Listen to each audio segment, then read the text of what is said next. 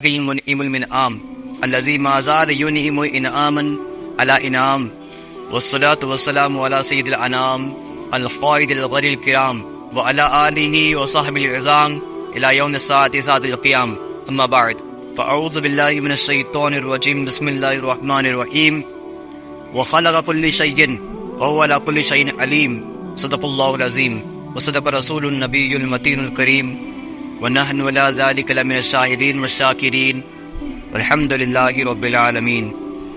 میں نے جس آیت کریمہ کی تلاوت کا شرف حاصل کیا اس کے تعلق سے کچھ عرض کرو. اس سے قبل ساری کائنات کے مرکز عقیدت، آفتاب نبوت، مہتاب رسالت اور ختم الرسول مولا کل جناب احمد مجتبیٰ محمد مصطفیٰ صلی اللہ تعالی وسلم کی بارگاہ میں درود پاک کا نذرانہ پیش کرے. بڑے اللہم صلی علی سیدنا محمد بارک وسلم صلاۃ وسلام علیک یا رسول اللہ صلی اللہ تعالی علیہ وسلم. اللہ تعالیٰ قرآن پاک میں فرمایا وَخَلَقَ كُلِّ شَيْءٍ وَهُوَ بِكُلِّ شَيْءٍ عَلِيمٌ. اللہ تعالیٰ نے ہر چیز کو پیدا کیا ہے. اللہ تعالیٰ نے وَخَلَقَ كُلِّ شَيْءٍ ہر چیز کو پیدا کیا ہے اللہ تعالیٰ نے. وَهُوَ عَلَى كُلِّ شَيْءٍ عَلِيمٌ اور وہ ہر چیز کو جانتا ہے. اللہ تعالیٰ خالق کائنات ہے، مالک کائنات ہے، رب العالمین ہے. کائنات کے ہر ذرے کو اسی نے پیدا کیا ہے، ہر چیز کو اسی نے پیدا کیا ہے. بے شمار اللہ تعالیٰ نے مخلوقات پیدا کیے ہیں. یہ اس کی وجود کی دلیل ہے، اس کی وحدانیت کی دلیل ہے. اس لیے کہ اللہ تعالیٰ نے جس مخلوق کو پیدا کیا ہے اس مخلوق کو دوسرا پیدا نہیں کر سکتا، دوسرا بنا نہیں سکتا. یہ اس کی وحدانیت کی دلیل ہے. اگر دوسرا ہوتا تو بھی اسی طرح بنا سکتا تھا لیکن بنایا نہیں. اگر اللہ تعالیٰ کا وجود ہی نہ ہوتا تو کچھ بھی نہ ہوتا. یہ ساری چیزیں ہونا اس بات کی دلیل ہے کہ اللہ تعالیٰ موجود ہے، اور ہر مخلوق کا دوسرا پیدا نہ کرنا اس بات کی دلیل ہے کہ اللہ تعالیٰ ایک ہے. اگر دوسرا ہوتا تو اس کے مقابلے میں دوسرا بناتا. مثلا بہت ساری کمپنیاں ہیں، گاڑیوں کی کمپنیاں ہیں، موبائل کی کمپنیاں ہیں، الگ الگ چیزوں کی کمپنیاں ہیں. مثال کے طور پر موبائل لے لیں. موبائل کی ایک کمپنی نے ایک بنایا موبائل، تو دوسرے کمپنی نے بھی اپنا موبائل اپنی کمپنی سے بناتا ہے. تو اس بات کی دلیل ہے کہ کمپنیاں ایک نہیں ہیں، ایک سے زیادہ ہے. تبھی تو الگ الگ کمپنیاں کیا آ رہے ہیں. گاڑیوں کی مثال لیں تو گاڑیاں ایک نہیں ہیں، الگ الگ کمپنیوں کی گاڑیاں ہیں. اس بات کی دلیل ہے کہ کمپنیاں الگ الگ ہیں. لیکن مخلوق الہی کی مثال لیں، اللہ تعالیٰ نے جس کو پیدا کیا اس کی مثال لیں تو دوسرا ہے ہی نہیں جو دوسری مثال دے سکے. اگر دوسرا ہوتا تو دوسری مخلوق ہوتی، دوسرا بنانے والا ہوتا. جب دوسرا بنانے والا نہیں تو اس کی طرح بنانے والا کوئی ہے ہی نہیں. مثال کے طور پر انسان کو اللہ تعالیٰ نے پیدا کیا ہے. انسان کے اعضاء کو دیکھیں. مثال کے طور پر ایک انسان کی ایک آنکھ، کوئی ایسی ذات نہیں ہے جو دوسرا آنکھ بنا سکے. جو اوریجنل آنکھ ہے، نیچرلی جو ہے، خون کا ایک قطرہ کوئی بنا نہیں سکتا. ہمارے جسم میں بے شمار نس ہے، ایک نس کوئی بنا نہیں سکتے. ہمارے سر میں بال ہے، ایک بال کوئی بنا نہیں سکتا. کیوں نہیں بنا سکتا؟ اس لیے کہ اس کو کائنات کے رب نے بنایا ہے، اور دوسرا ہے ہی نہیں جو اس طرح بنا سکے. تو اللہ تعالیٰ نے بے شمار مخلوقات پیدا کیے. زمین و آسمان، چاند، تارے، سورج، چرندے، پرندے، درندے، انسانوں میں بہت سارے انسان، بہت سارے قسم کے جانور، بہت سارے پھل فروٹ، ترکاری کھانے کے لیے ہر چیز پیدا کیا. ساری کائنات کو پیدا کیا، ساری دنیا کو پیدا کیا، گیلیکسی کو پیدا کیا، پلانٹس کو پیدا کیا، تاروں کو پیدا کیا، اتنی چیزیں پیدا کیا. لیکن اس کے مقابلے میں دوسرا بنا سکتا ہے؟ دوسرے بنانے والا نہیں بنا سکتا، اس لیے کہ دوسرا نہیں ہے. ساری کائنات کو پیدا کیا. ہر چیز کے پیدا کرنے کے پیچھے ایک راز ہے، ایک مقصد ہے. ہر ایک کا مقصد ہے پیدا کرنے کا. وہ اللہ تعالیٰ بہتر جانتا ہے کیا مقصد ہے. اور ان تمام پیدا کرنے کے مقاصد کا بعض چیزوں کے مقصد اللہ تعالیٰ نے اپنے بندوں کو بتا دیا ہے. جیسے کہ آنکھ پیدا کرنے کا مقصد ہے کہ آنکھ سے دیکھا جائے. ناک کا پیدا کرنے کا مطلب ہے کہ ناک سے سنا جائے. کان کے پیدا کرنے کا مقصد ہے کہ کان سے سنا جائے. ہاتھ پیدا کرنے کا مطلب ہے کہ اس کا مقصد کیا؟ پکڑا جائے. یہ ساری چیزیں کام کرنے کے لیے بنائی گئی. تو ایسے ہی ہر چیز جتنے کی کائنات میں ہے، جانور ہے، پرندے ہیں، چرندے ہیں، مچھلیاں ہیں، پانی ہے، درخت ہے، پیڑ پودے ہیں، پھل ہے، فروٹ ہے، یہ ساری چیزیں جتنے بھی اللہ تعالیٰ نے پیدا کیا ہے، ہر ایک کا ایک مقصد ہے، ہر ایک کا ایک مقصد ہے۔ تو اب بات یہ ہے کہ ان تمام مخلوقات میں سب سے افضل و اعلیٰ مخلوق کون سی ہے، جس کو فضیلت دی گئی ہے، جس کو شرفیت دی گئی ہے، وہ کون سی مخلوق ہے؟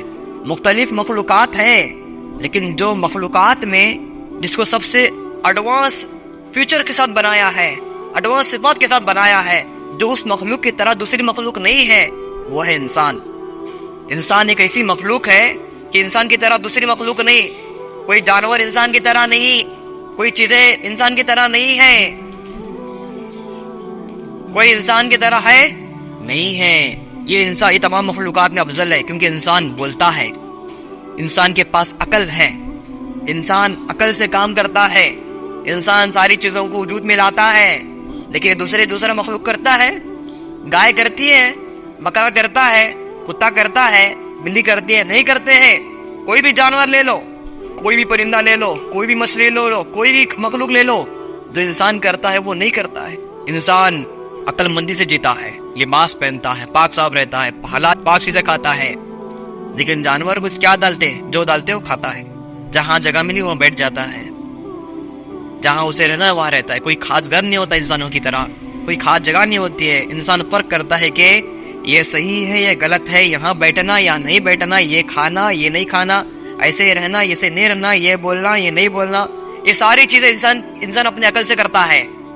اسی لیے انسان کو اللہ تعالیٰ نے شرفیت بخشی ہے، فضیلت دی ہے کہ تمام مخلوق میں افضل و اعلیٰ انسان ایک مخلوق ہے۔ اب انسان کو بنانے کا مقصد کیا ہے؟ کوئی تو مقصد ہوگا۔ رب تعالیٰ فرماتا ہے وَمَا خَلَقْتُ الْجِنَّ وَالْإِنسَ إِلَّا لِيَعْبُدُونَ، ہم نے انسان اور جنات کو اس لیے پیدا کیا تاکہ وہ ہماری عبادت کرے۔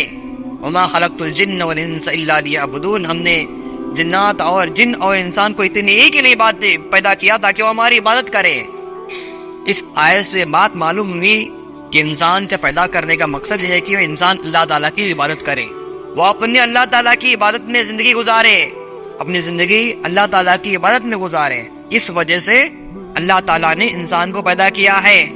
اگر غور و فکر کیا جائے، اب انسان کو تو پیدا کیا اللہ تعالیٰ نے، انسان کو دنیا میں بھیجا، تو اللہ تعالیٰ نے اپنا پیغام دینے کے لیے کیسے عبادت کرے، انسان اللہ تعالیٰ کی کیسے عبادت کرے، کس طرح عبادت کرے، عبادت کرنے کا کیا طریقہ ہے، عبادت میں کیا پڑھا جائے، کیا کیا جائے، اللہ تعالیٰ کو کیسے پہچانے، کس کی عبادت کرے، انسان اپنے سے معبود بنائے اس کی عبادت کرے، یا پھر جس نے ان کو پیدا کیا اس کی عبادت کرے، اس کی کیسی معرفت حاصل ہو، صحیح رب کو کیسے پہچانے، حقیقت کو کیسے پہچانے، حق و باطل میں کیسے فرق کرے، حقانیت کو کیسے تسلیم کرے، یہ ساری چیزیں انسان کو معلوم ہونے کے لیے، ان تمام چیزوں کا انسان کو علم ہونے کے لیے اللہ تعالیٰ نے اپنے خاص بندوں کو دنیا میں بھیجا، شریعت عطا کر کے، اپنے احکامات بیچ کر کے خاص مخصوص بندوں کو بھیجا، جن کو انبیاء علیہ السلام کہا جاتا ہے۔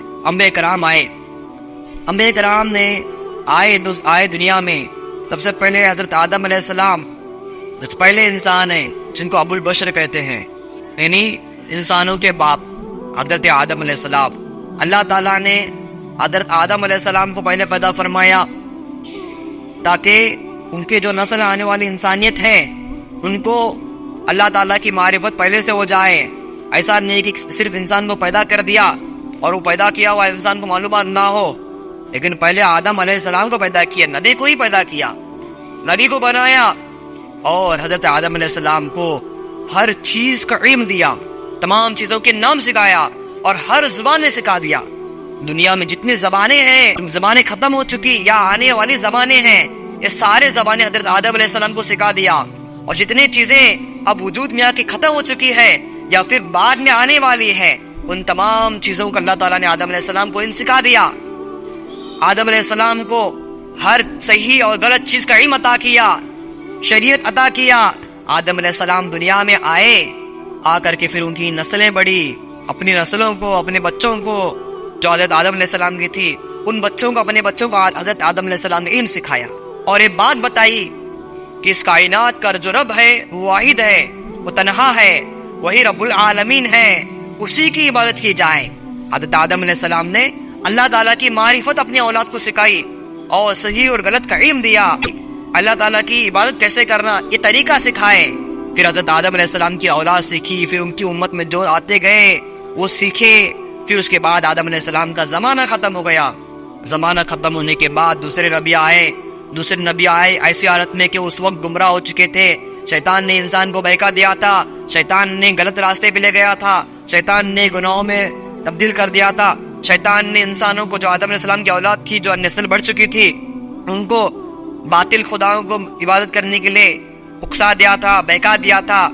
تو اس کے بعد ایک نبی آئے، اللہ تعالیٰ نے پھر نبی کو بھیجا تاکہ وہ یہ نبی پھر لوگوں کو اپنی عبادت کی طرف لے آئے، پھر اپنی معرفت کی بات بتائے، پھر وحدانیت اللہ تعالیٰ کی وحدانیت بتائے، اللہ تعالیٰ کا پیغام پہنچائے۔ وہ نبی آئے، لوگوں کو صحیح معلومات دے، لوگوں کو بتائے کہ جس نے کائنات کو پیدا کیا وہی رب العالمین ہے، جس کی تم عبادت کر رہے ہو وہ تمہارا خدا نہیں ہے، عبادت اس کی کرے جس نے سب کو بنایا، جس نے تم کو بنایا۔ یہ ساری چیزیں بتا کر لوگوں کی اصلاح کی، پھر لوگ آئے عبادت کرنے کے لیے، عبادت سیکھے۔ پھر اس کے بعد ان کا زمانہ ختم ہوا، کچھ دنوں کے بعد شیطان نے پھر لوگوں کو بہکایا، ایسے ہی سلسلہ چلتا گیا، انبیاء آتے گئے، لوگوں کو دین کی طرف لاتے گئے، اللہ تعالیٰ کی عبادت کی طرف لاتے گئے۔ یہ سارے معاملات ہوئے یہاں تک کہ ہمارے نبی حضرت محمد مصطفیٰ صلی اللہ علیہ وسلم آئے۔ ایسے وقت میں آئے کہ تمام مخلوقات اس وقت، تمام انسان اس وقت گناہوں میں ملوث تھی، خدا کہنے والا کوئی نہیں تھا، کچھ چند لوگ تھے لیکن جو خدا کو ماننے والے تھے کوئی نہیں تھے، اپنے من مانی خداؤں کو بنائے بیٹھے تھے، بے شمار خدائے بنائے بیٹھے تھے، اور دنیا میں صرف گناہ ہی گناہ تھا۔ عورتوں کو ظلم کیا جاتا تھا، بچیوں کو زندہ دفن کیا جاتا تھا، عورتوں کو زندہ جلایا جاتا تھا، جانوروں میں رکھا جاتا تھا، ہر طرح کے ظلم تھے، زنا عام تھا، ڈکیتی عام تھی، چوری عام تھی اور قتل و غارت عام تھا، ہر گناہ عام تھا، لیکن خدا کی عبادت کرنے والے، گناہوں سے بچنے والے کوئی نہیں تھے۔ ایسے وقت میں رسول کریم صلی اللہ علیہ وسلم نے حضور اکرم صلی اللہ علیہ وسلم کو دنیا میں بھیجا۔ رسول کریم صلی اللہ تعالی علیہ وسلم دنیا میں آئے، آ کر کے ان تمام برائیوں کو ختم کرنا شروع کر دیا۔ رسول کریم صلی اللہ تعالی علیہ وسلم نے اپنی زندگی میں 40 سال کے بعد اعلان نبوت فرمائے، اس کے بعد لوگوں کو بتائے کہ یہ حلال ہے، یہ حرام ہے، یہ صحیح ہے، یہ غلط ہے، بتوں کی عبادت نہیں کرنا، اللہ کی عبادت کرنا۔ رسول کریم صلی اللہ علیہ وسلم نے اللہ تعالیٰ کی عبادت کی طرف لوگوں کو لائے، اللہ تعالیٰ کی وحدانیت کی طرف لائے، اللہ تعالیٰ کی معرفت کی طرف لائے۔ تو اب تک وہ اسلام ہم پہ چلتا آ رہا ہے، وہ اسلام اب بھی باقی ہے جو رسول اللہ صلی اللہ علیہ وسلم لائے ہیں۔ تو اسی اسلام میں اگر کوئی بندہ اپنے اوپر نافذ کر لیتا ہے، اس اسلام کے مطابق زندگی گزارتا ہے، تو وہ حقیقتاً اللہ تعالیٰ کی عبادت میں ہے، اللہ تعالیٰ کی عبادت میں ہے۔ تو اسلام کے مطابق زندگی گزار لیں گے تو ہمارا مقصد پورا ہو جائے گا۔ ہماری زندگی، انسان کے پیدا کرنے کا مقصد، عبادت تو بہت قسم کی ہے، ایک عبادت ہے عبادت بالقلب، ایک ہے عبادت بالجوارح یعنی اعضاء سے عبادت، اور عبادت خالص عبادت الگ ہے۔ پھر معاملات بھی ایک عبادت میں شامل ہوتے ہیں کیونکہ اصل عبادت اطاعت الہی ہے، اللہ تعالیٰ کی فرما برداری ہے، اللہ تعالیٰ نے جو احکام نازل کیے ان احکام پہ عمل کرنا ہے، یہ اصل عبادت ہے۔ سمجھ رہے ہو؟ تو اب اللہ تعالیٰ نے کیا احکامات نازل کیے ہم پر، کیا ناجائز ہے، کیا حلال ہے، کیا حرام ہے، عبادت کرے تو کیسے کرے، عبادتوں میں کیا معاملات ضروری ہے، کیا شرائط ہونی چاہیے نماز کے، کیا فرائض ہونی چاہیے، وضو کے کیا معاملات ہے، پھر اس کے بعد اپنے ازواجی زندگی کے کیا معاملات ہے، اپنی تجارت کی معاملات کیا ہے، یہ ساری چیزیں سیکھنا ہے، تبھی تو اسلام پہ عمل کرے گا۔ جب سیکھا ہی نہیں تو جیسے دنیا چل رہی ہے ویسے چلے گا، تو اس کا مطلب ہوا کہ وہ اللہ تعالیٰ کی عبادت میں نہیں ہے، مقصد سے ہٹا ہوا ہے، مقصد سے ہٹا ہوا ہے۔ جب مقصد سے ہٹا ہوتا ہے انسان تو چاہے وہ زندگی گزارے اطاعت الہی میں، اسلام کے مطابق ہے، شریعت کے مطابق یا طبیعت کے مطابق زندگی گزارے، لیکن جواب تو اللہ تعالیٰ کی بارگاہ میں دینا ہے۔ اللہ تعالیٰ ہر چیز کا حساب لے گا کہ میں نے تجھے دنیا میں بھیجا، میں نے احکامات بھیجے، تو نے احکامات کو کیوں نہیں جانا، تو نے میرے احکامات پر عمل کیوں نہیں کیا، کیوں عبادت نہیں کیا، کیوں اسلام کے مطابق زندگی نہیں گزارا۔ ایسے سوالات آئیں گے، کیا جواب دو گے؟ جو عمل کرے گا وہ جواب اس کے نامہ اعمال میں رہیں گے، اللہ تعالیٰ اس کے نامہ اعمال دیکھ کر کے جنت میں بھیجے گا۔ اور جس کے اندر کوئی عمل ہی نہیں، کوئی علم ہی نہیں، پوری زندگی دنیا کے مطابق گناہوں میں گزارا ہے، کہاں جائے گا؟ اس کا ٹھکانہ صرف جہنم ہوگا، صرف اور صرف جہنم ہوگا اس کا ٹھکانہ۔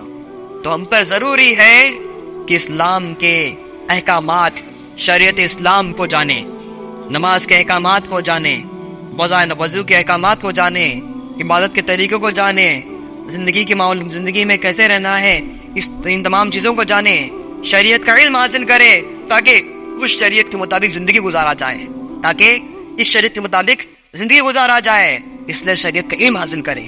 اگر علمی حاصل نہیں کریں گے تو عبادت کہاں سے کریں گے؟ نماز فرض ہے، اس بات کا تمہیں علم نہیں ہے تو نماز ہوگی ہی نہیں۔ بعض لوگ جاتے ہیں نماز پڑھتے ہیں اللہ ماشاء اللہ، لیکن انہیں بھی ایسے حالات ہیں بعض لوگوں کے کہ نماز کے مسائل نہیں معلوم، فرائض نہیں معلوم، واجبات نہیں معلوم، کچھ بھی نہیں معلوم، جس کی وجہ سے بیچاروں کی نماز ہی نہیں ہوتی۔ اس کا بھی وہ بھی ذمہ میں باقی رہتا، اس کا جواب دینا ہوگا روز محشر میں۔ تمہاری نمازیں ہو رہی یا نہیں ہو رہی، شریعت کی نظر میں، شریعت کی علم کی روشنی میں جاننا ہوگا۔ اگر تمہاری شریعت کے مطابق تمہاری نماز اگر ہو ہی نہیں رہی تو یہ ذمہ دار تم لوگ ہوں گے، یہ ذمہ داری ہماری ہوگی، جواب دینا ہوگا ہمیں۔ علم حاصل نہیں کیے ہے، اس کی سزا حاصل کرنے کے لیے تیار رہنا ہوگا، جہنم کے عذابات کے لیے تیار رہنا ہوگا۔ اگر سہنے کی قوت نہیں ہے، طاقت نہیں ہے، تو شریعت کو جانو، شریعت پہ عمل کرو، شریعت کے مطابق رہو۔ تو احکامات کو جاننا ضروری ہے۔ اس بات سے پتہ چلا ہے کہ عبادت الہی کے لیے انسان کا مقصد ہے اللہ تعالیٰ کی عبادت کرنا۔ عبادت کے لیے علم کی ضرورت ہے، علم کے بغیر صحیح عبادت نہیں ہوتی۔ عبادت ہو رہی یا نہیں ہمیں پتہ نہیں ہوتا، تو علم ضروری ہوا، اور علم کے ساتھ ساتھ عقائد بھی ضرورت ہے، عقائد کا بھی علم ہونا ہے، اللہ تعالیٰ کی پہچان، اس کے متعلق عقائد، دین اسلام کے کیا عقائد ہے، ان عقائد کو جاننا ہے۔ ان عقائد کے بغیر کوئی عبادت کی قبولیت نہیں۔ کوئی نماز برابر پڑھ رہا ہے، طہارت اس کی برابر ہے، نماز میں مسائل ساری چیزیں سیکھا ہے، برابر ہے، لیکن اس کے عقیدے درست نہیں، اللہ تعالیٰ کے بارے میں اس کا عقیدہ صحیح نہیں ہے، رسول اللہ کے بارے میں عقیدہ درست نہیں، تو قرآن و حدیث کی روشنی میں اس کی عبادتیں مقبول نہیں ہیں، وہ عبادتیں ضائع ہیں۔ اس لیے عقیدے کا علم حاصل کرنا بھی ضروری ہے، اور عبادت کا علم بھی حاصل کرنا ضروری ہے۔ حضور اکرم صلی اللہ علیہ وسلم فرماتے ہیں طلب العلم فریضۃ علی کل مسلم و مسلمۃ، علم حاصل کرنا ہر مسلمان مرد اور عورت پر فرض ہے، ہر مسلمان پر۔ جو احکامات ہم پر فرض ہے، مثلاً 5 وقتہ نماز پڑھنا ہم پر فرض ہے، روزے رکھنا ہم پر فرض ہے، حج کرنا ہم پر فرض ہے، زکوٰۃ دینا ہم پر فرض ہے، تو ہم پر ضروری ہے کہ ان کے متعلق علم حاصل کریں۔ امام غزالی رحمۃ اللہ علیہ فرماتے ہیں اگر علم حاصل نہیں کیے بغیر کوئی عمل کرتے تو عمل قابل قبول نہیں، اللہ کی بارگاہ میں مقبول نہیں، اللہ اسے قبول نہیں کرے گا۔ فرض نماز پڑھ رہے تو فرضیت کا علم ہونا، فرض کسے کہتے ہیں اس بات کا ہمیں علم ہونا، اگر علم ہی نہیں تو عبادت قبول نہیں، تو اس کا مطلب کیا ہے؟ بغیر علم کے جو عبادتیں کر رہے ہیں وہ بھی ضائع۔ تو پتہ چلا کہ عقائد کا علم اور احکام کا علم، ان تمام کا علم ہونا ضروری ہے، اور علم کی فضیلت آئی ہے، بے شمار فضیلتیں ہیں۔ علم حاصل کرنا یہ انسان کو انسان بناتا ہے، انسان جو اس علم حاصل کرے گا وہ صحیح معنوں میں انسان ہوتا ہے۔ بے شمار مخلوقات تو پیدا کی اللہ تعالیٰ، دیکھیں جانور بھی کھاتا ہے، انسان بھی کھاتا ہے، جانور بھی دیکھتا ہے، انسان بھی دیکھتا ہے، جانور بھی سنتا ہے، انسان بھی سنتا ہے، جانور بھی سونگتا ہے، انسان بھی سنتا ہے، جانور بھی چلتا ہے، انسان بھی چلتا ہے، جانور بھی سوتا ہے، انسان بھی سوتا ہے۔ یہ ساری مماثلت ہے، سملرٹی سب پہ پائی جا رہی ہے۔ فرق کیا ہے؟ علم کی فرق۔ جس کے پاس علم ہے وہ انسان ہے، اور جس کے پاس علم نہیں وہ انسان اور جانور میں فرق نہیں، انسان اور جانور میں فرق ہی نہیں ہے۔ تو ایک علم ہی ایسی چیز ہے جو انسان اور جانور کو فرق کرتا ہے۔ انسان کے اندر انسانیت آتی ہے، اخلاقیت آتی ہے، حقانیت آتی ہے۔ جس کے پاس علم آتا ہے وہ گمراہیت سے دور ہوتا ہے، وہ برائیت سے دور ہوتا ہے، وہ جہالت سے دور ہوتا ہے، وہ علم کی روشنی میں آتا ہے، جہالت کے اندھیرے سے نکل جاتا ہے۔ یہ ساری چیزیں جب آتی ہے تو انسان کیا ہے؟ اپنے حقیقی رب کی معرفت حاصل کرتا ہے اور اس کی صحیح معنوں میں عبادت کرتا ہے، اور وہ عبادت رب کی بارگاہ میں مقبول ہوتی ہے، اور وہی انسان جنت میں جانے کا حقدار ہوتا ہے۔ بات سمجھے؟ تو علم حاصل کرنا ضروری ہے، اور علم کی فضیلت تو یہ ہے کہ حدیث پاک میں ہے کوئی بندہ ایک باب علم حاصل کر رہا ہے، 5 منٹ کا علم حاصل کر رہا ہے، اور ایک بندہ 100 رکعت نماز پڑھ رہا ہے، ایک حدیث میں ہے 1000 رکعت نماز پڑھ رہا ہے، تو یہ علم حاصل کرنے والا اس نمازی سے بہتر ہے. علم حاصل کرنے والا ایک صحابی رسول ہے. حضرت جبریل علیہ السلام آئے اور حضور اکرم صلی اللہ علیہ وسلم سے عرض کی، یا رسول اللہ صلی اللہ علیہ وسلم، فلاں صحابی ہے، کچھ وقت میں ان کا انتقال ہونے والا ہے، تھوڑی دیر میں ان کا انتقال ہونے والا ہے. اس کے بعد رسول کریم صلی اللہ علیہ وسلم اس صحابی کو بلاتے ہیں اور فرماتے ہیں کہ آپ کا انتقال ہونے والا ہے. تو وہ صحابی عرض کرتے ہیں، یا رسول اللہ صلی اللہ علیہ وسلم، میرے پاس نہ نمازیں ہیں نہ روزے ہیں، کوئی عمل نہیں ہے، بتائیے کون سا بہتر عمل ہے جو کرتے جاؤ میں وہ عمل کروں، میرا انتقال ہو جائے. حضور اکرم صلی اللہ علیہ وسلم فرماتے ہیں، یہ نہیں فرمایا کہ جاؤ نماز پڑھو، جاؤ قرآن پڑھو، جاؤ روزہ رکھو، جاؤ تسبیحات پڑھو، جاؤ مسجد میں بیٹھو، یہ نہیں فرمایا. حضور اکرم صلی اللہ علیہ وسلم فرماتے ہیں کہ جاؤ علم کی محفل میں بیٹھو، علم حاصل کرو. جب تم علم حاصل کرو گے تو یہ فضیلت ہے، علم حاصل کرو. تو پتہ چلا کہ تمام اعمال میں جو سب سے افضل و عمل ہے وہ علم حاصل کرنا ہے. افضل عبادت میں بھی، افضل عبادت بھی بغیر علم کی قبول نہیں ہوتی ہے. نماز افضل عبادت ہے نہیں، وہ بھی علم کے بغیر قبول نہیں ہوتی. علم حاصل کرنا نہایت ضروری ہے، نہایت ضروری ہے. حدیث پاک میں ہے، جب کوئی بندہ علم حاصل کرنے کے لیے گھر سے نکلتا ہے تو فرشتے اس کی خوشبو پا کر کے اس کے پاس آتے ہیں، راستے میں اس کے پر بچھاتے رہتے ہیں، وہ پروں کے اوپر سے آتے رہتا ہے، حتیٰ کہ جہاں علم حاصل کرنے کے لیے بیٹھ جاتا ہے اور فرشتے آتے رہتے ہیں، چوک در چوک فرشتے آتے رہتے ہیں اور اس کے پاس بیٹھ جاتے ہیں. تمہیں اس کا علم نہیں ہوتا ہے، تمہارے نظروں سے اجڑ رہتے ہیں، لیکن فرشتے آتے رہتے ہیں، حتیٰ کہ فرشتے علم کی مجلس سے ڈھونڈتے رہتے ہیں کہاں علم سکھایا جا رہا ہے. اس لیے کہ وہاں پر خاص اللہ کی رحمت ہوتی ہے، اللہ تعالیٰ نظر رحمت فرماتے رہتا ہے اس جگہ پر، اس مقام پر. جو علم سکھا رہا ہے اس پر بھی رحمت ہوتی ہے، جو سیکھ رہا ہے اس پر بھی رحمت ہوتی ہے. تو اللہ تعالیٰ کی خاص رحمت ہوتی ہے اور فرشتے بھی آتے رہتے ہیں. جو کتنا حسین منظر ہوگا، کتنا حسین موقع ہوگا کہ فرشتے وہاں پہ آ رہے ہیں، علم حاصل کیا جا رہا ہے. تو ہمیں چاہیے کہ علم حاصل کیا جائے تاکہ یہ عبادتیں ہمارے اللہ کی بارگاہ مقبول ہو جائے، اللہ تعالیٰ کی صحیح معرفت ہو جائے اور ہماری زندگی کا مقصد پورا ہو جائے. ہماری زندگی کا مقصد ہے اللہ تعالیٰ کی عبادت کرنا. اللہ تعالیٰ ہم سب کو علم دین حاصل کرنے کی توفیق عطا فرمائے، تمام احکامات حاصل کرنے کی توفیق عطا فرمائے، تمام احکامات پر عمل کرنے کی توفیق عطا فرمائے، اور ہم سب کو نیک اور صالح بنائے، شریعت مطہرہ کا پابند بنائے، اسلام کے مطابق زندگی گزارنے کی توفیق عطا فرمائے، اور گناہوں سے دور رہ کر نیک عمل کرنے کی توفیق عطا فرمائے. السلام علیکم ورحمۃ اللہ وبرکاتہ.